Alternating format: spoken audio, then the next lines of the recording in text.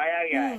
ये तो देखिए, अगर डीपली जाएंगे तो ये चाइना ने करा है, और चाइना नहीं चाहता है कि भारत जो है पीओके ले ले, क्योंकि आपको ये पता होना चाहिए कि जो सी पैक बनाया है चाइना ने, वो पीओके से होता हुआ नीचे आता है और नीचे ग्वादर पोर्ट तक जाता है। तो चाइना का करीब 60 बिलियन और ग्वादर पोर्ट पे करीब 40 बिलियन, टोटल 100 बिलियन इन्वॉल्व है।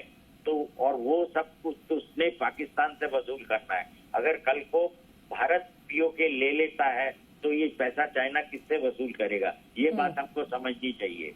प्रदीप भल्ला जी, क्योंकि हमारा देश डेमोक्रेटिक कंट्री है, यहाँ पर बच्चे पढ़ लिख कर देश का नाम रोशन कर रहे हैं, विदेशों में जाकर डंका बज रहा है। पाकिस्तान में वहां पर आतंकियों को सरपरस्ती दी जा रही है, वो इसीलिए भुखमरी की कगार पर पहुंच गया। क्या ये हमारा खुशहाल देश उससे जलन भी कहे, ये देखा नहीं जा रहा, इसलिए जो है अपने ये छोटी मोटी हरकतें करके ये बरगलाने की कोशिश कर रहा है?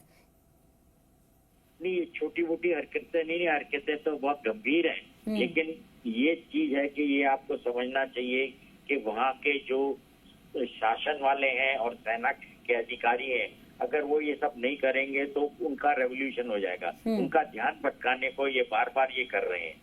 ये चीज मैं नहीं कह रहा हूँ, ये तो न्यूज में भी आती रहती है कि जो सेना के उच्च अधिकारी हैं और शासन वाले हैं, जो प्राइम मिनिस्टर वगैरह हैं, वो ऐसी चीज करते रहते हैं ताकि जो उनकी जो आम जनता है जो भूखी मर रही है, उनका ध्यान भटकाने के लिए ये सब कुछ कर रहे हैं। बिल्कुल।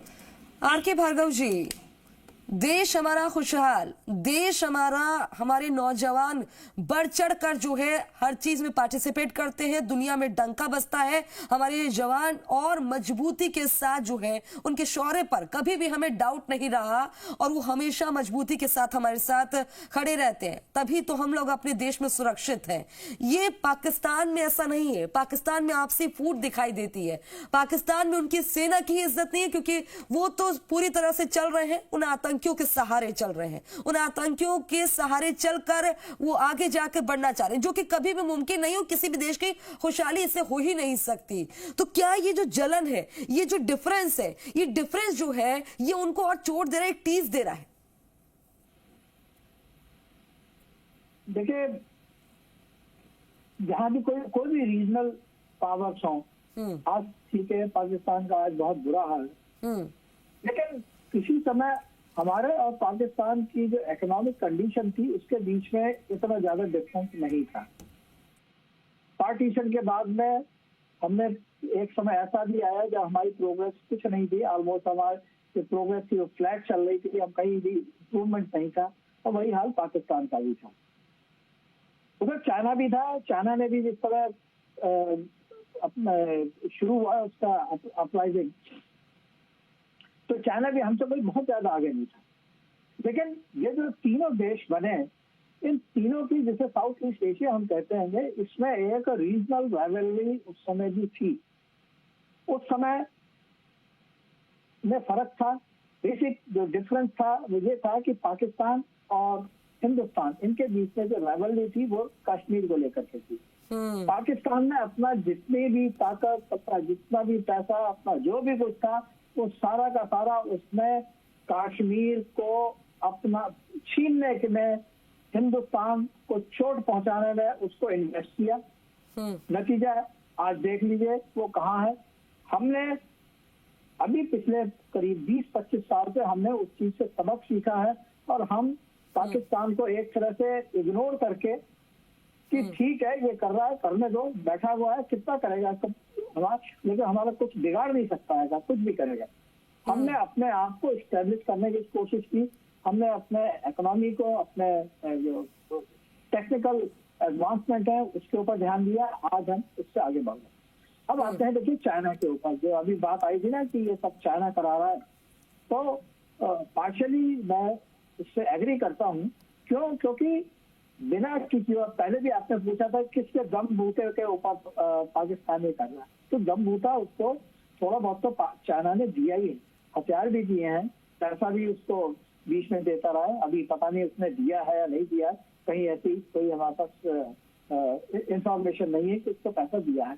लेकिन चाइना भी कभी नहीं चाहेगा कि हिंदुस्तान आगे प्रोग्रेस करे। वो चाइना को, वो हिंदुस्तान को कहीं ना कहीं उलझा करके रखना चाहता है, ताकि यहाँ पर जो भी प्रोग्रेस हो रही है, चाहे इकोनॉमिक फील्ड में हो, टेक्निकल फील्ड में हो, वहां पर उसके ऊपर अंकुश लगाया जाए।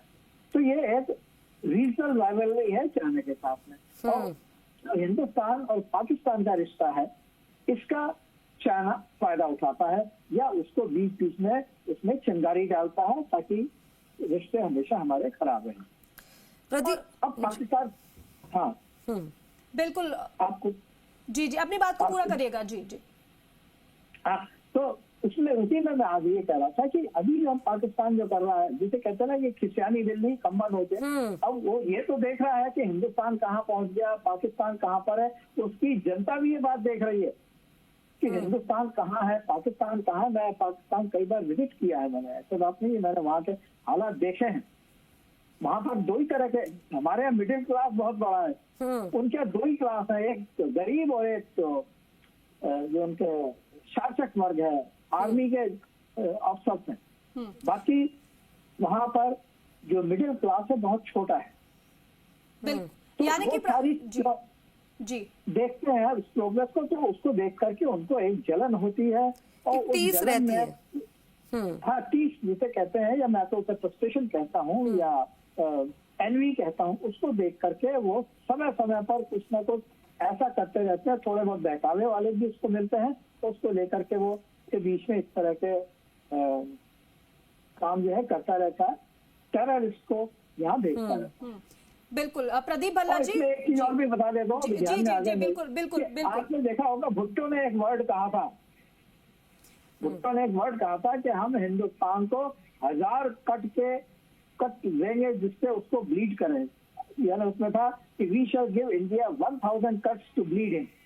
तो वो अभी तक उनके माइंडसेट में है कि हिंदुस्तान के साथ हम सीधे लड़ाई नहीं लड़ सकते, इसलिए टेररिस्ट भेजो, दूसरे वो काम करो ताकि हिंदुस्तान बिल्कुल को उसमें उलझा रहे। बिल्कुल आर.के. भार्गव जी, और देखिए चाहे वजह कोई भी हो, बेशक इसके पीछे कोई और हो, तीसरा मुखौटा कोई और हो, पाकिस्तान जिस तरीके से लेकिन भारत पर अटैक कर रहा है, उसने जो हिमाकत की है उसका तो जवाब हम देंगे और सबक ऐसा सिखाएंगे पाकिस्तान को, खुशबू, कि सोचने पर मजबूर हो जाएगा कि अगर भारत पर एक बार फिर से आंख उठाकर देखा तो फिर अंजाम और बुरा होगा। बुरा तो हो ही रहा है पाकिस्तान के साथ में।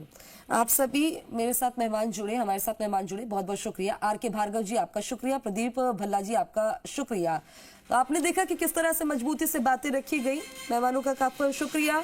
और इस बीच ये बड़ी खबर, पाकिस्तान के हर मंसूबे को नाकाम किया जा रहा है। जम्मू कश्मीर से गुजरात तक 20 जगह पाक का ड्रोन अटैक, सभी ड्रोन अटैक को डिफेंस सिस्टम ने नाकाम कर दिया और जम्मू कश्मीर के 6 सेक्टर में फायरिंग जारी है, ये जानकारी मिल रही है। तो वहीं 4 राज्य गुजरात, जम्मू कश्मीर, राजस्थान और पंजाब में अटैक नाकाम किया गया है। बिल्कुल, और नाकाम तो किया है और नाकाम करेंगे लगातार, जिस तरीके से हमारी सेना कर रही है। अवंतीपोरा एयरफोर्स स्टेशन पर ड्रोन अटैक किया गया पाकिस्तान की ओर से, क्या रहा? नाकाम रहा। चंडीगढ़ और अंबाला में हवाई हमले की चेतावनी जारी कर दी गई। जैसलमेर के बाद बाड़मेर में पाकिस्तान ने ड्रोन हमला किया, लेकिन वहां पर भी ड्रोन को नेस्तनाबूद कर दिया। दोनों जगह पर लगातार सायरन बज रहे हैं।